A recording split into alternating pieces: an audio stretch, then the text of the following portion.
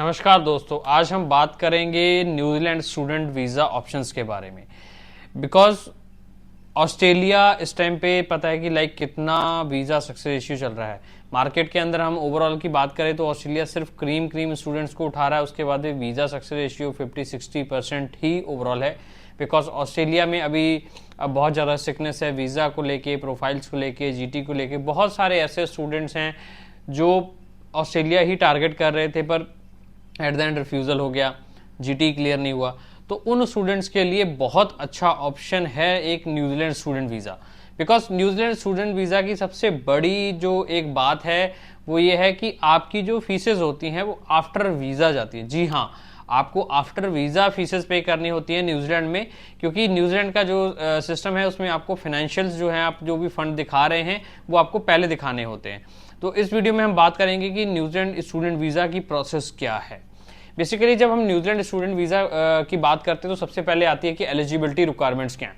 अगर हम eligibility requirements की बात करें तो इसमें सबसे पहले है आइल्स और पीटी रिक्वायरमेंट, जो आपको देना ही देना है। बहुत सारे स्टूडेंट्स का कॉल क्वेश्चन आता है कि सर विदाउट आइल्स कुछ टाइम पहले न्यूजीलैंड हुआ करता था, जब हम बात करें 2011, 12, 13 की उस टाइम पे। बट आज की डेट में न्यूजीलैंड अगर अप्लाई करना है तो आपको मिनिमम आइल्स में 6 ओवरऑल चाहिए।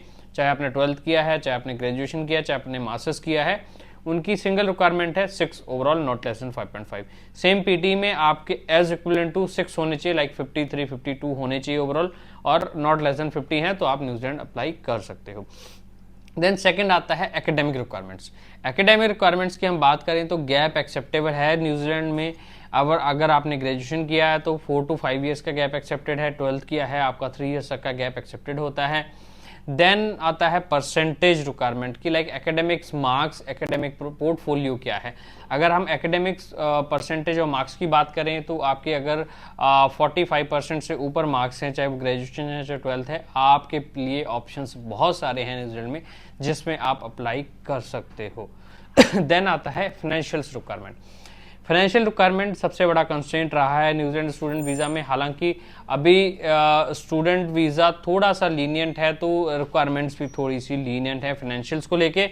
अगर आपके फाइनेंशियल्स आपके पास जेन्युइन है और आपका उसका source of income plus source of fund जो आप दिखा रहे हैं उसके आपके पास अवेलेबल है और वो वेरीफाइबल है, जेन्युइन है, तो आप लगा सकते हो। चाहे आपके न्यू फंड्स हैं, अगर हम ओल्ड फंड्स की बात करें जहां पर आपके पास सोर्स ऑफ फंड अवेलेबल नहीं है तो वहां आपको minimum 4 to 5 months old fund चाहिए। या फिर आप एजुकेशन लोन दिखा सकते हो, या आप मिक्स ऑफ फंड जो बास्केट फंड बोलते हैं वो भी दिखा सकते हो कि आपके पास कुछ सेविंग्स पे पड़े हैं, कुछ आपने एफडीज करा रखे हैं पेरेंट्स ने, कुछ आप एजुकेशन लोन दे रहे हो, तो आप मिक्स करके भी दिखा सकते हो। अगर आप 12th हो, आप बैचलर्स के लिए अप्लाई कर रहे हो तो अप्रॉक्स आपको 30 to 35 लाख रुपीज़ दिखाना है।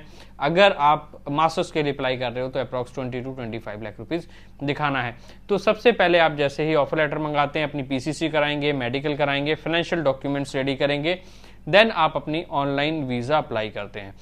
तो इसमें आपको कोई फीसेस जो है, ट्यूशन फीसेस या एफटीएस वगैरह, वो नहीं देना होता है। पहले आपने स्टूडेंट वीज़ा लॉन्च करना होता है, आपका एक इंटरव्यू आएगा, आपका स्टूडेंट वीज़ा अप्रूवल आएगा, एआईपी अप्रूवल इन प्रिंसिपल आता है। जैसे ही आपका अप्रूवल इन प्रिंसिपल आ गया उस पर कंडीशन लिखी होगी, वेदर यू नीड टू पे FTS like GIC in Canada, की आपको लिविंग एक्सपेंसेस वहाँ डिपॉजिट करने हैं नहीं करने हैं, या फिर आपको सिर्फ ट्यूशन फीस पे करनी है। तो बहुत सारे केसेस में सिर्फ ट्यूशन फीस पे करना होता है, कुछ केसेस में आपको एफटीएस भी साथ में पे करना होता है। तो आप अपनी ट्यूशन फीस और अपना एफटीएस जो भी आपने फाइनेंशियल डॉक्यूमेंट्स एविडेंस लगाए हैं ड्यूरिंग फाइल, उसी में से आपको पे करना है, उसके प्रूफ्स और टीटीज और उसकी रिसीट सबमिट करनी है। देन उसके बाद आपका फाइनल वीजा अप्रूवल आता है, देन आप न्यूजीलैंड फ्लाई कर सकते हो।